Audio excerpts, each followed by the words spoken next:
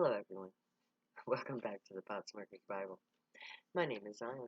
I'm the author of the Potsmakers Bible, which contains the prophetic book of Zion, where I get my name and authority.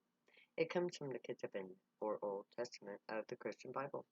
I use the King James Version of the Christian Bible to put together the prophecy of Israel, which I wrote into the book of Zion as part of the prophecy.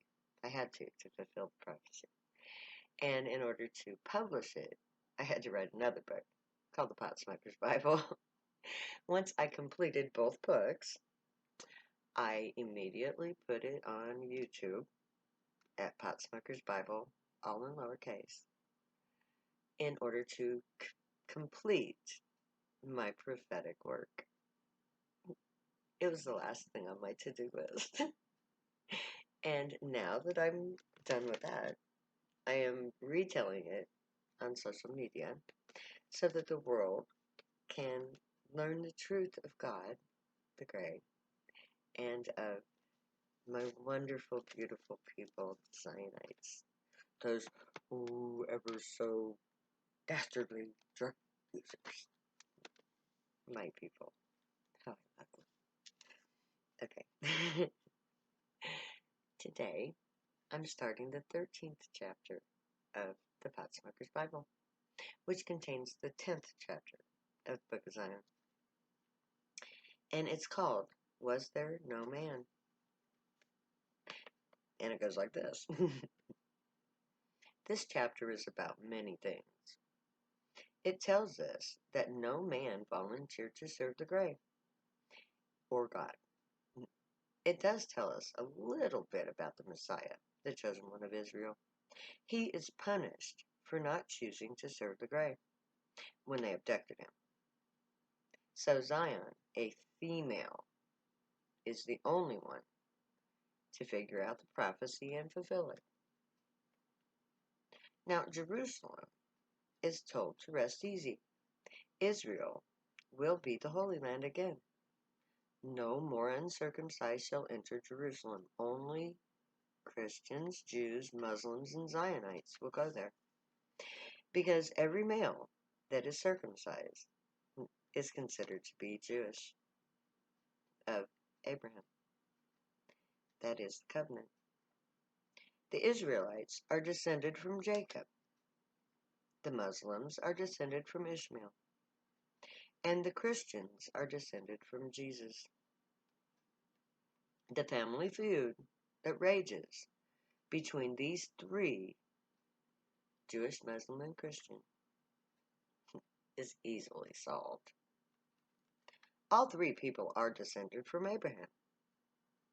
All three people are equal in the eyes of God, the Great. All three are right on certain points.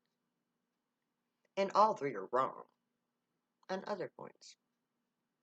None of these three are any better than any of the others.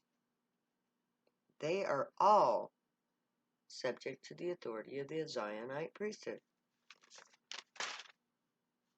Because all three refuse to allow God, the Great, to speak through them. All three religions are truly based on human failings. The Jews rejected the Great as king. Christians turned the Great into the idol god, Jesus Christ, the cross. Muslims are far too zealous in their rage against Israel. It is their bloodlust. None of these male-oriented religions obeys the voice of God, the Great. Zion is therefore told to strengthen herself for her mission as the prophet of the Great. She gives the Grey the gift of her voice. She allows the Grey to tell her what is right and wrong. She speaks for the Grey, and they speak through her. No male on earth was willing to be a prophet in this manner for the God of Israel, the Grey. not in the way that the Grey required it. Therefore, Zion herself is the prophet. We are told that we sold ourselves for nothing, and no money will be spent to free us. This is the Grey's plan. Money is a human construct that only has value to humans. There's no money in Zion. All who take up citizenship in Zion will deposit their money in the Bank of Zion. That money will be available to any Zionite leaving the national territory. But no money will be used within the nation itself. When I said that money is a human construct, I meant that we created the concept of money. Money in and of itself is not real. It's the things it buys that are real. In Zion, everyone works. In Zion, everyone has access to all goods and services. We do not need money in Zion. In order for me to fulfill the prophecy, I had to follow the prophet's plan. But I was not allowed to use money to do it. So I opened the Temple of Zion in York, Nebraska. I sold marijuana for 7 years. It took the state that long to arrest me. And I was actually trying to get busted so that I could get into court and have an appointed lawyer by the court. I had to remain poor enough to not be able to afford a lawyer on my own so that I would be able to establish myself as Zion in a court of law without the use of money. I established myself as Zion on May 25th, 2015, in York, Nebraska court. I read a 16-page testimonial from the book of Isaiah, who had volunteered 3,000 years ago to testify on my behalf. Isaiah was my witness. Of course, I went to prison for 2 years, but that too is prophecy. Isaiah compares the captivity of Zion to that of the Hebrews in Egypt. This comparison is used later on to justify my cause. It is also the means by which my people fulfill their part of the Gray's 3,000-year-old plan to return to the people of earth. We will do as Moses did. I will go to the government and confront them. You will go and go camp out. I will ask for my people's freedom to end the war on drugs. They will refuse, and we will ask the Gray to intervene on our behalf. And they will. We are told in this chapter about the emotions of the people of Zion. We are made to howl. We curse the name of God every day. You know what I'm talking about. G-O-D-D-D-D-D-D. I try to never use that word.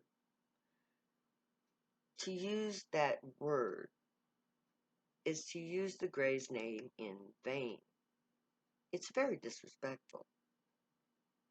God means those who from the heavens came. The Gray are God. To say God is to be disrespectful to your God. So the Gray want the people of Zion to know exactly who they are. The Gray chose the name of Ishi for the first gray to be paired with a human, in this case with me, Zion. Each gray who works with the Zionite will have their own name. We as telepaths will learn those names.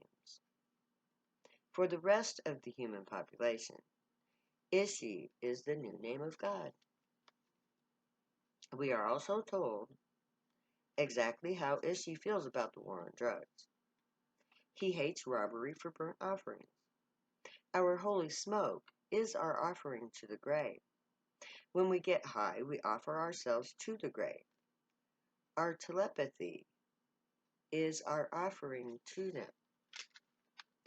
Now, the Grey do not condone the abuse of the Zionite people. It was a necessary evil that is no longer needed.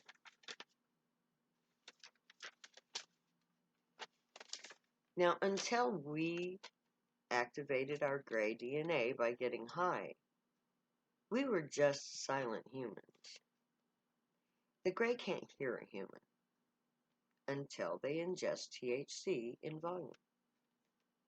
THC activates the DNA strands that govern telepathy and other higher brain functions. Those who get high are offered an eternal covenant to be part of the civilization of the Grey, to become Grey.